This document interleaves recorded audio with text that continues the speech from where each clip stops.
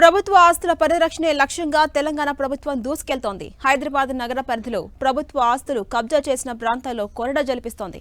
తాజాగా రంగారెడ్డి జిల్లా కోకాపేటలో అక్రమ నిర్మాణాలపై ఉక్కుపాదం మోపారు అధికారులు. కోకాపేట్ సర్వే నంబర్ 147లో కొంతమంది భూ బకాసురులు సుమారు 10 కోట్ల విలువ చేసే 800 గజాల ప్రభుత్వ స్థలాన్ని కబ్జా చేసి అక్రమ నిర్మాణాలు చేపట్టారు. స్థానికుల ఫిర్యాదుతో రంగంలోకి దిగిన రెవెన్యూ, మున్సిపల్ సిబ్బంది జేసీబీల సహాయంతో అక్రమ నిర్మాణాలను కూల్చివేశారు. తిరిగి నిర్మాణాలు చేపడితే కఠినమైన చర్యలు తీసుకుంటామని, క్రిమినల్ కేసులు సైతం నమోదు చేస్తామని హెచ్చరించారు. ఇప్పటికే హైదరాబాద్ నగర వ్యాప్తంగా అక్రమ నిర్మాణాలపై హైడ్రా ఉక్కుపాదం మోపుతోంది.